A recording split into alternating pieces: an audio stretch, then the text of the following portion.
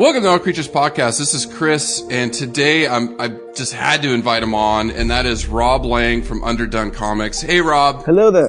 How you doing? All right. Good. Yes.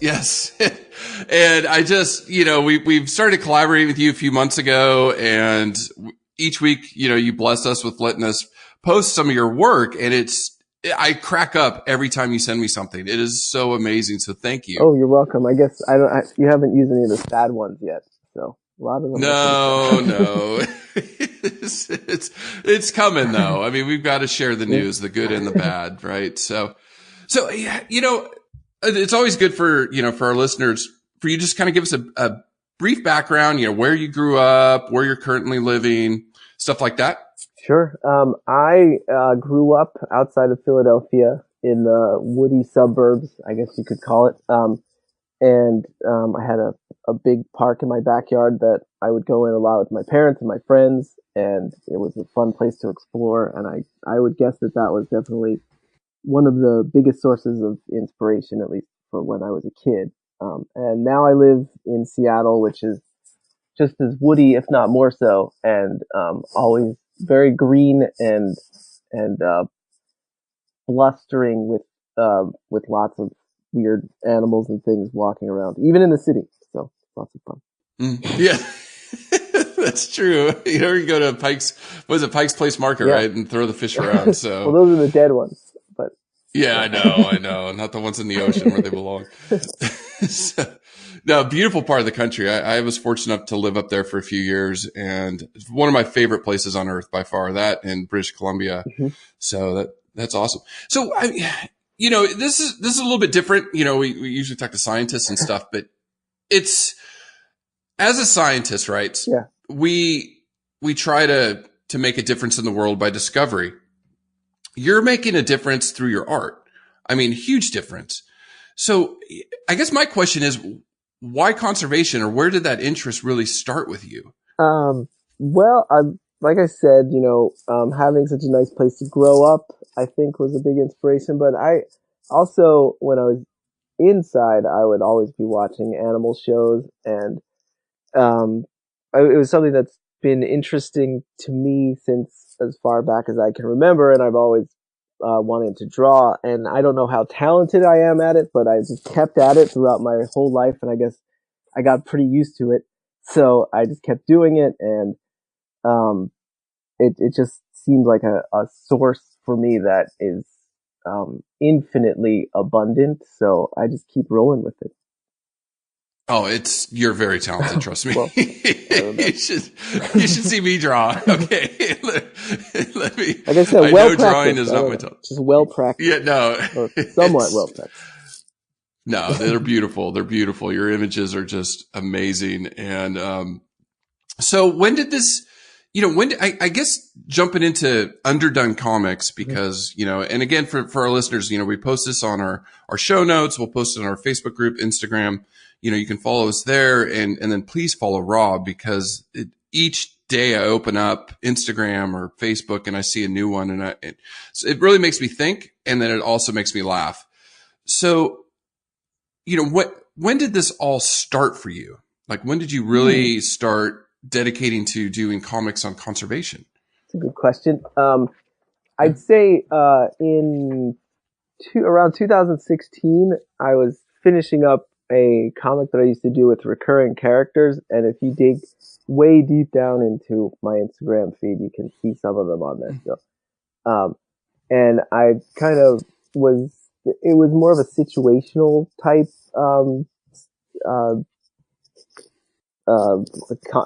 comic concept, where it was like a slice of life, and I kind of got pretty bored of thinking about slices of life and the way people interact, even though it was about different animals. And I decided I really wanted to make a comic that had more meaning to it, and that's when I started thinking about conservation. And my first one was actually a picture of a sawfish, which is one of the most endangered fish in the sea, apparently. And it was about to saw off the oxygen hose from a deep sea diver. and I thought, I think I'm going to start thinking more about trying to save animals and making some comics with some meaning, and that's where it all started. So, you do. that makes I mean, sense. you absolutely do. Yeah. No, it does. It does. And it's so funny. It's art is amazing. It is important culturally across the world. And when you look at your comics, it's not just, whether it's humorous or, like you said, sad, but it makes you think. Yeah. And do you get that feedback from your fans? Yes. Yeah. I get a lot of, crying emojis and broken hearts and things, but, I think I would much rather make stuff that makes people at least consider changing their behavior toward having a better world than just saying, like, oh, haha, or,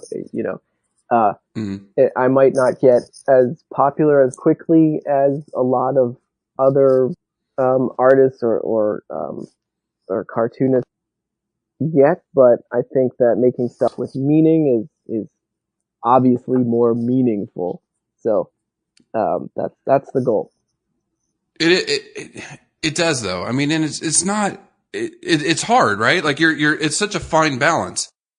Yes. Because even in our podcast each week, each species we cover, it's not fun to look at what's happening to them, right? Yeah. I think the only one's the immortal jellyfish, right? That's the only one that's like proliferating like crazy. Yeah, those and the octopuses and all the other cephalopods, apparently, they like an acidic ocean without anything to eat. So, but right.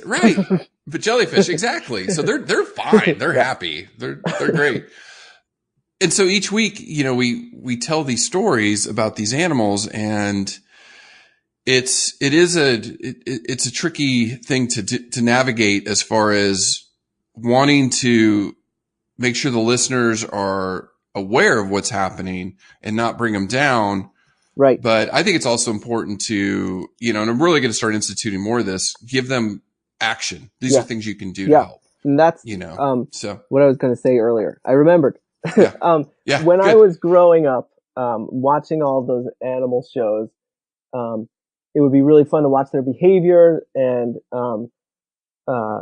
learn about each different species and how they interact in their environment and how they're adapted. But always at the end of the shows, maybe like 10 or 15 minutes left, they would start talking about the conservation and, how, the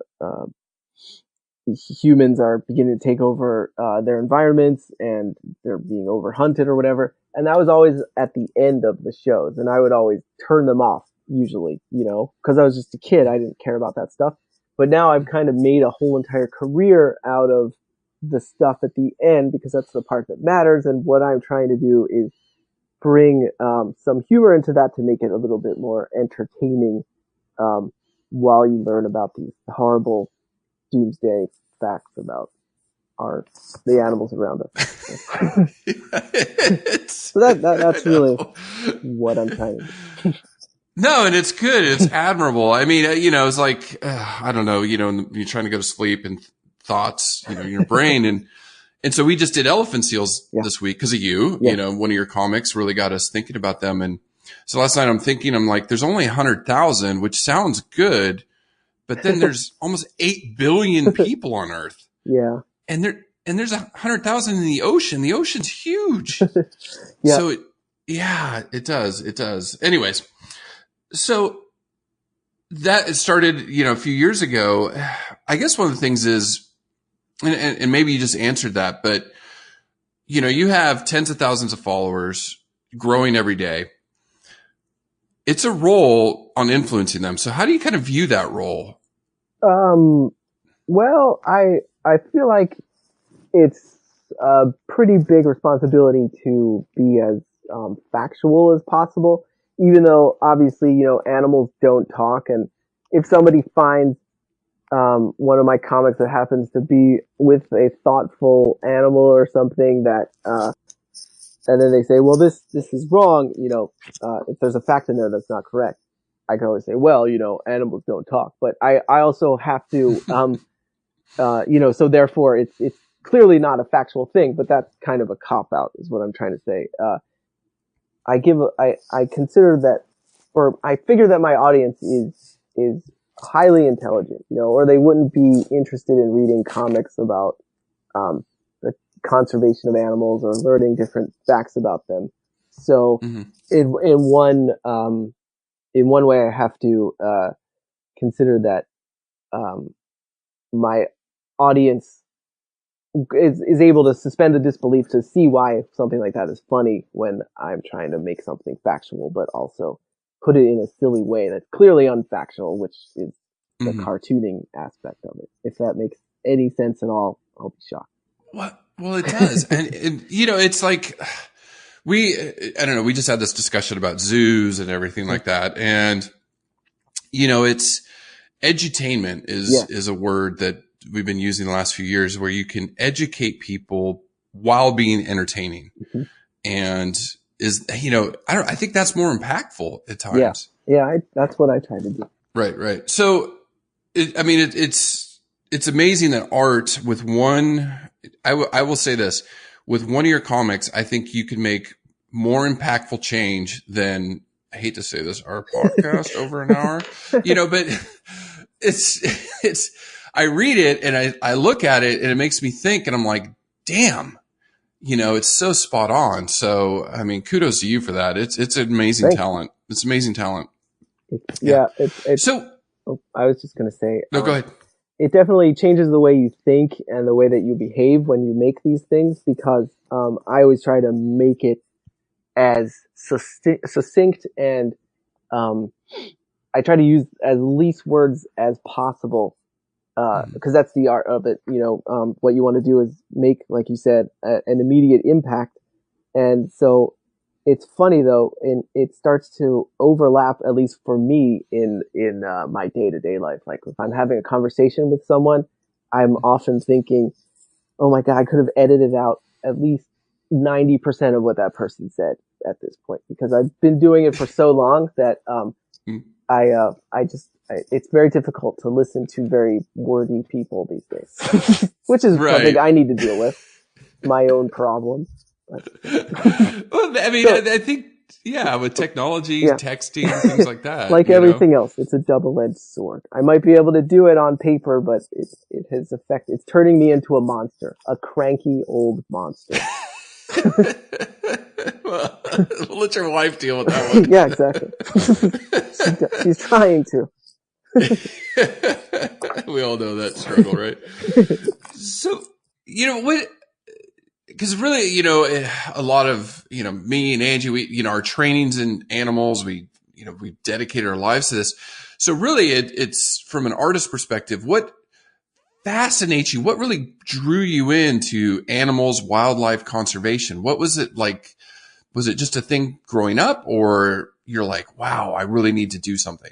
That's a great question. I think, part of it was, I think that, when I was little, I used to be very afraid of insects, all kinds of bugs and stuff. And then I decided, you know what? I'm going to learn about these things. So, I got a field guide and I started reading about each one. And then for whatever reason, I started to be less grossed out by them. And then from that point on, I just started reading a lot of science books. And, then after college, somebody, or a publishing company, commissioned me to write, a book about, the Bolsa Chica wetlands. You know that area in, Huntington Beach? No? Okay, yeah. Okay. Yeah. And I took some photos of it, and that's how I learned how to bird watch and stuff. You can tell what a bird species is by the way that it flies and everything. And I think that, it just kept evolving, and obviously I've been, like I said earlier, I've been drawing and making comics and stuff. And I guess I'm just more interested in, animals and nature than people in general. I guess it all has to do with my overall curmudgeonness. So. Don't watch the news, right? Oh yeah. It just makes it worse. Only the science news. Like, did you see the black hole today? Yes. How awesome is that? I know. I'm like, Oh, astronomy just blows me away. Yeah. But yeah, it's funny. Huntington Beach I'm about 5 miles from there right now. Yeah. And I just drove by it the other day. So I know exactly what you were talking about. So I was going to say this for a little bit later, but I want to ask now, and maybe you can explain to our listeners. I know what your favorite animal is, but what is your favorite animal and why? Of all the things. Yeah, if I had to pick one, it would definitely be the cassowary, which is that flightless giant bird that lives in Australia. I think one of the main reasons why I like it, besides its overall silly looking, the fact that it's so silly looking, is it's really a bridge between the past and the present, because it's a living dinosaur. All birds are living dinosaurs, but this one especially seems to encapsulate everything that we think of with those avian dinosaurs. And yeah, I just think they're amazing creatures and fascinating. Oh, and they can disembowel you if they get angry, which is really well, cool. it's rare though. We found out it's very rare. Yeah. Just don't corner them or exactly. hunt them or something. But yeah, that was a fun episode. They are incredible birds. And it's again their conservation story. It's amazing that each of these species is facing incredible pressures and to learn about each one. So that was a fun one. Thanks. So what's number 2, if I can ask? So for a future episode. Now I'm on the spot. Well, you got the elephant seals. Those are really fun too. But yeah, because the main reason I like those so much is because we saw those on my wedding day and it was really fun. What other ones? I'd have to think about it. Orca whale or orcas are pretty there. Awesome. But yeah. There's too many. Oh, wait, I got one. Yeah. The elephant shrew. Oh, okay. I at University of Washington, I took a natural science illustration course there, and for our final project, we had to draw a fully articulated mammal, whatever. I think a mammal or a bird, and I picked the elephant shrew, and in my office I have the illustration up, and on top it's called the dang it, I forget which one it is. But anyway, on the top of it is I'll actually post this for you guys if you care. Okay. On the top is the elephant shrew, and on the bottom is its muscles and skeletal structure. And oh, cool. They're closely related to they're Afrotheria, which is in the same group as elephants and aardvarks and things. So they have a very similar physiology. Whatever. I don't know. Their trunks are the same, basically, is what I'm trying to say. It's all muscle, so it looks like it would be a snout like a regular shrew, but it's I wish we would have thought of it. We could have continued on with the noses. We had the saiga and the elephant seal. We could have done elephant shrew, but yeah, you could have had a whole nose a month. You could make next year April be nose month. Nose month. Okay. I'll tell Angie. That's great. So from your perspective, and I guess from your experience, how do we get the public's attention about all these endangered species? What are some of the strategies that you use or you think we should be using? Well, I use comics. I don't know if you're aware of that, but that was a joke. Yeah, I know. I got it. I think, I don't know. I think the best way to do it, and I guess this is how I try to do it, although I don't really try to do it. I think I accidentally do it sometimes, is to just drive the ideas home. Like, for instance, I think one of my most impactful comics is one where there's a tank of tropical fish, and the owner has a wastebasket and he's dumping in all of this like recycle bin into the tank, and he's saying, "Here you go, guys. You'll feel better at home this way," or something. And I think just bringing the message home that it doesn't just affect all of these countries very far away, or just there's somewhere out there's this glob of plastics just floating in the middle of the ocean. it really affects all of us. And, I think, if we just get people to bring it close to home, it would be the most, um, effective way. Right, right. And I mean, it's easy to point the finger, right, at Right. other countries. And, we've been saying this for a year now. We look at Asia, we go, oh, fix this, fix that. We look at Africa, fix this, fix that. Right. But we never look at ourselves. I'll Yeah. be honest. Last weekend, I was at the beach here in Long Beach in Southern Yeah. California, and I'm walking along with my friend, and there's plastic blowing all over the place. And I'm like Yeah. grabbing it before it blows into the ocean. Yeah. And so it's Or the here tide too. line is filled with straws. I was at Seal Beach either last year or the year before, and you just see it looks like someone just laid out their recycle bins all along this one path where the tide stopped going out. And that's everywhere. I mean, just Yeah. last week, the sperm whale washes up dead on the Yeah. beach in Italy. Yeah. 50 pounds of plastic in her stomach. Mhm. So it's everywhere. It's everywhere. And we all have to do our part. So, I guess one of the things I'm really curious about, can you describe the process of creating one of your comics and what inspires you and then that whole process? Okay. Basically, there's a few different ways that I go about doing it.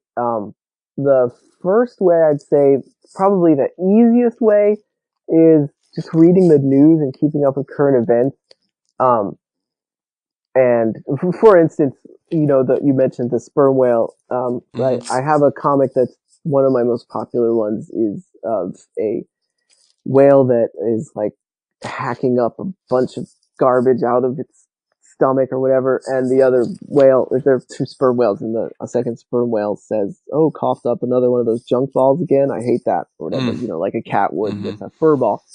So that's just something I would find in the news, and then just it's pretty easy to turn that around into a comic if the news story is easily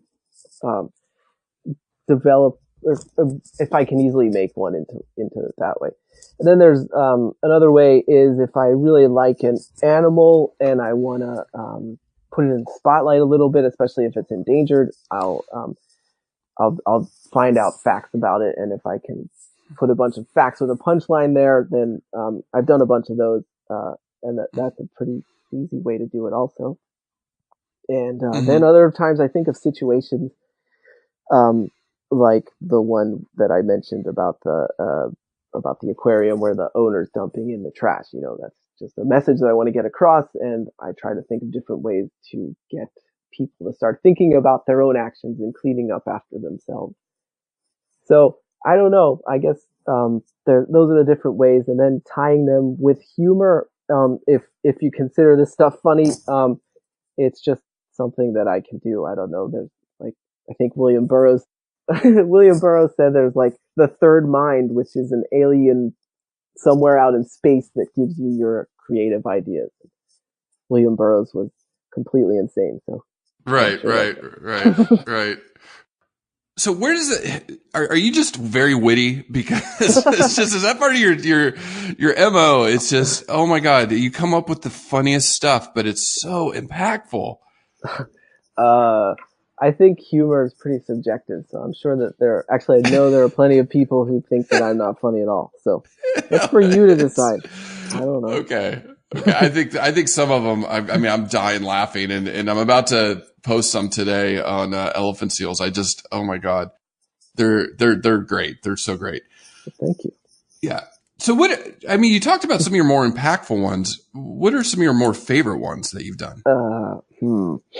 I would say I definitely always enjoy making the ones that are about the get to know the species, because as I'm making them, I'm actually learning about them also. And they're so much fun to draw, just to make one look kind of cartoony instead of looking so realistic, because I'm not that good, honestly. I can't make things look realistic. So I put my own style on it, which I've developed over decades. And those are some of my favorites. But I believe it was the late Lou Reed who said, asking someone to pick their favorite song is like picking a favorite child. So I Hmm. can't really help you there Yeah. It's because they'll no, get it's mad at just me. You know, yeah, I know. the comics will get mad at It, yeah, they will. But I mean, it's I don't know. This is such a new area for me as far as, and I saw it in academia. You know, we were, you know, the arts. I guess one of the things we can talk about is just the importance of the arts. So as a child growing up, is it just something you always did, or was there something that inspired you when you were younger to draw? me. Well, I think I've always done it. Like I said, I never really considered myself that great at it, but I just Mm-hmm. kept doing and doing it. I guess, you know, cause I would sit there so bored in school and just, I would be the kid in the back doodling the whole time. So, Mm-hmm. I just never stopped. I figured, I would always, I think as far as I can recall, I would consider myself when I was a kid that I would grow up something probably with sciencey type animal things, until I got older and got into college and realized that I wanted to write. So, it, it kind of took me, um, I don't know what I'm trying to say. I'm trying to say, I think that I would, keep drawing, and I never really considered that I would wind up with a career in the arts. Mm-hmm. I always knew that I was creative, but, I actually had no idea that it would bring me to being a conservation cartoonist, I guess, Right, if right, that right. makes sense. But wait, I mean, so one of the things when I was down in Florida and Uh-huh. we were trying to weave in more arts and science, Uh-huh. because I think we're realizing that when you're artistic or creative, like you said, Mhm. I think it makes you a better scientist. I think it makes you a better person, but it makes you look at things differently, right? Yeah, yeah, So, you know, I can't emphasize enough how yeah. important arts are for child development, Hmm. in college and in our lives. I think people need to appreciate art, listen to more music, you know, not just headbanging music, but classical music, things like that, you know, to Uh-huh. stimulate creativity, because that's how we're going to change the world. We have to be creative. We Right. have to come up with creative solutions, Yeah. and being this boring, dry scientist going, oh, I'm going to do this today. No, no, that's not going to change the world, right? um, yeah, and funny you should say that. And this is kind of off topic, but one thing, since you were curious about my my process or whatever, um, and speaking about creativity, uh, one of the things that I think is very fun, but also can be very frustrating about making these comics is if I think of a situation and I know I want to make it into a comic, it's kind of like a puzzle trying to tie it all together with a joke, you know? Mm-hmm. And Mm-hmm. you were asking me about being witty or whatever, but I almost think of each one as like this little game that I have to play to get all the elements in the right spaces, you know, like where actually the word bubbles go and who's talking to who, what their expressions look like, and it takes a lot of creativity to make the whole thing work together as a cohesive unit that will have an impact. Mm-hmm. So Mm-hmm. um, I think that scientists also there's a ton of creativity that goes into science, that has to do with all that type of stuff as well. You know, whether it be putting Mm-hmm. together a book or articles or how you want to word your research. You know, so Yeah. everything needs a lot of creativity. It does. It absolutely does. No, you're right. I mean, as a scientist, you do have to be creative, and you do have to, you know, do a lot of critical thinking. But, you know, without art or without inspiration, I think a lot of science is, I don't know. I'm getting on my soapbox. I'll go all day about it. I just, you know, we have to think outside the box, and we Yeah, can't just be, you know, doing the same old thing every day. And the world needs it. We need it. We need it. yeah, So anyways. yeah. I think science communication is the bridge that brings it all together. I've talked to a lot of scientists, and they're usually pretty excited to see what I have. And I think because I'm taking their work and taking it out of that box and trying to Mm-hmm. put it in a more accessible way, which I think they appreciate. hopefully. No, absolutely. Yeah, I mean, absolutely. So you mentioned, I guess this is a question that just popped in my head. Yeah. What do you think the most funniest comic is that you've done? And Oh then dear. I'm going to follow it up with the most sad. You should always end on the high note. Like, Okay, let's be do like the most George sad Costanza. first. Yeah, you need to be like George Costanza. If you do anything in your life, if you listen to one piece of advice from me is Yeah. always leave the room when people are laughing. Okay, good. That's what. Good. That's Okay. the George Costanza way, and everybody wants to be like him, right? Yes, I do. All right. Let's see. I have no. What's the funniest? The funniest one? I don't know. I'm gonna look through my stuff right now and try and figure out. Well, there's one with a bunch of it's an aquarium scene where there's a walrus and some narwhals, and they're protesting a new orthodontist office that's opening. I always thought that one was pretty funny. Oh god, I They gotta see believe that in one. their giant teeth. Oh, you haven't seen it? Okay. Okay. I posted it fairly recently Okay. in a rerun. And I would say that's a top one. Anything that has to do with toilet humor, I always like to. Yeah. Yeah. As quote sophisticated as these things might be, I am a big fan of toilet humor. Yeah. Yeah. It never grossed me out. No. Yeah. Oh, and the a kiwi that is about to, or that's looking at a skeleton of another kiwi that's pregnant with an egg, Mm-hmm. that it's about to lay, I guess. And the kiwi saying nope, because the kiwi egg is like Huge. the biggest egg per body. Oh, size. it's enormous. It's enormous. Yeah. Yeah. Yeah. No, that's All pretty right. funny. And one more, Okay. and then I'll stop with this Yeah. self. No. That's the whole purpose. No, please. My little series that I did is like 3 of them about hummingbirds that developed a taste for blood because they tried to feed from a flower that a clown had, Oh, like one no. of those squirting flowers, and so they stabbed the clown, and then it goes into 3 different stages of hummingbirds, I guess, evolving into being like a vampire bat type thing. That's awesome. Oh my god, I'm gonna have to go. Please, people listening to this, please go to Underdone Comics. I'm jumping the gun here, but you've got to subscribe, and on Instagram, I'll let Rob at the end, promote everything. But yeah, you have to. It's so humorous, and it makes you really think. It's great. It's really great. So this is a little bit different for you. Because usually, we ask scientists and they give us the perspectives, like, the nerdy thing. From your perspective, okay? Yes. How do we convince others, around the planet that endangered species are worth saving?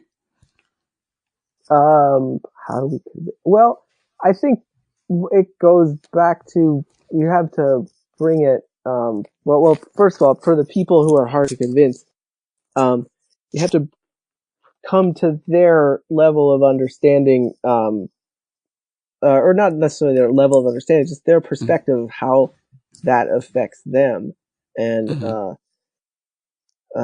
making it personal for them, whether it be some sort of analogy, like, what would you want your house to be like? Do you want it to be filled with trash that affects your hormones and makes you diseased?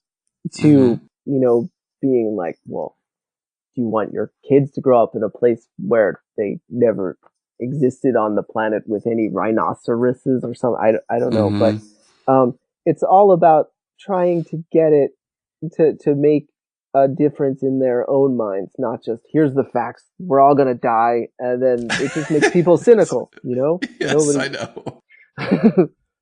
So it's yeah. No, and also another. Oh, I'm sorry. Another big thing that I think about is how everything is totally connected. The more you can show how all of the habitats and all of the different environments in the world all depend on each other to maintain their complex webs of, whether it be climate or feeding different things, like, Mhm. algal blooms on one end of the planet and how they affect the oxygen levels on the other end, or whatever. It's just trying to show them that, like, if we start chipping away at certain species or whatever, we have no idea what the impact is going to be on other stuff, including us. So Right. why do things that are detrimental in the first place? Right. Right. And, it's again, like we opened up with, it's a double-edged sword where you can't be all doom and gloom, Right, because if you're doom and gloom, people turn you off. If I go right, there and yeah, say, oh my God, elephant seals are going to go extinct in X amount of years if we don't change things, yeah, people are going to be like, oh, well, this sucks. Why do I want to listen to this? Or why right, do I want to exactly. read this?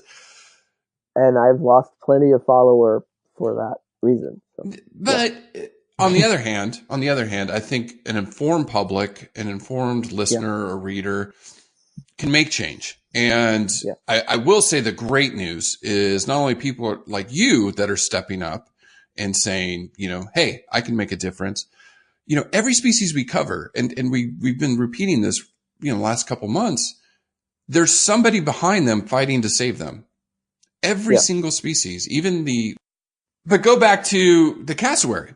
There are yeah, people in Australia, the cassowary is rebounding because of conservation yeah. efforts down there, and the Daintree in Queensland. So yeah, I mean, it's the news isn't great right now in Right. 2019, and it's a big rear end, but there are people out there making a difference, and people like Hmm. you, people like Angie and I are trying to make a difference and really motivate people to jump into the arena and help. Right. And you never, yeah, and you never know who is going to be listening or reading. Hmm. There's always going to be young people coming up with these great out of the box ideas, and if the message is never gotten to them, who knows what could be missed. So might as well spread it as far and wide as you can. No, and I will tell you, the younger generation, the millennials and the ones behind them, they're motivated. They're Yeah, motivated to make a difference. It's us older folks that, yeah, I'm Generation X and Generation Y, and the other ones, they're the ones that, we're stepping in those older, mature roles to make policy changes in effect. Once the baby boomers go, then, so I have a lot of hope for the future. Yeah, things aren't great out there, but I look at, people younger than myself making huge impacts. yeah. And that gives me a lot of hope for the future for the planet and a lot of Hmm. species. So here's Agreed. a couple more questions for, I'll let you go back to drawing. Do, do we have a moral obligation to act? Um, I think so. Then what's the point, really, if you don't? um, uh, it's a hard question to to articulate, I guess. Um, I grew up, listening to lots of punk music where it wasn't the greatest music, like, classical or whatever, but it always had a message. And it seemed to me like these musical artists didn't really care so much about the music that they made, but the message that they would convey. And for whatever reason, that's always stuck with me. So I feel like, given that ethic, which was conditioned in me starting as like a teenager, um, I feel like I, I, I personally think that everybody should do what they can to make the world a better place, Mm-hmm. but ultimately it's up to them. It's their choice. So Right. Right. No, it's came up a couple years ago when I was in a meeting with a bunch of scientists, and it was a debate, and it was like, do we have a moral obligation? And some of these scientists that are, world renowned were like, no, we don't. And I was like, what? And well, what are they supposed to do? What do they have to do then? they just said, What? let nature take its course, and things. Uh, I'm like, no. well, but then you could debate and say, is it natural for people to make the world a better place? That's right. kind of right. Quite a BS cop out, if you ask me. That's what I thought. It really. It's also natural. Yeah, it's also natural for humans to change their environments to make it better for them. Right. So ultimately, make it better short term or long term. Save it later. Who knows? No, and and honestly, it's going to be our own survival. As a species, because it's the environment, all these food webs, these complex webs of life. We're part of that, and if the planet goes downhill, species go extinct, environments fall apart, it's going to have a major impact on us in our survival. We'll survive. Yeah. We will, because we're smart, and we'll create underground burrows or something. But that's Did you ever hear the book Man After Man by, I think it's Dougal Dixon? No, I want to write that one down. Oh, well, okay.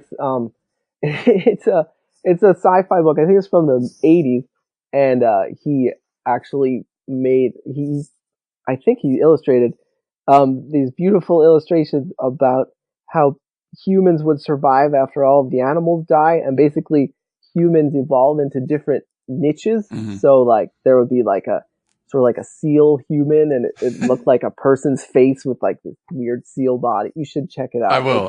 It's really interesting and worth a look. I'll send you a link. Yeah, no, please. That would be amazing. That would be amazing. That sounds like exactly where we're heading, right? Yeah, that's what I'm trying to say. Yeah. And on the cover, there's like this robot riding, I'm just looking at the cover now. There's this robot riding this stretched out, elongated antelope looking like human with this strange. I don't want to become that. Yeah. So yeah, that's where we're headed. If people stop or don't give a darn, So. Yeah. No, absolutely. Well, final question. How can our listeners help you in your efforts, or what can we do to help you in your efforts? Well, I think the most fun way is just follow me on Instagram, and if you want to show off the fact that you follow me on Instagram, then buy some stuff in my store, which is it's just, you can get there from my Instagram account. And there's also a Patreon site if you want to give me some financial backing as we move forward. That would be great too. I'm just Underdone Comics on Patreon. And just keep sharing all of this stuff with your friends or enemies, either way. And I would greatly appreciate it. Friends and enemies. Frenemies, right? Yeah, sure. We all have those. That's hilarious. Thank you, Rob. So, sure. For our listeners, thank you. Please go to our show notes. We'll share this on Facebook, our Instagram at All Creatures Podcast, or All Creatures Pod on Facebook. But we will definitely put all of Rob's links on there if you haven't seen it already.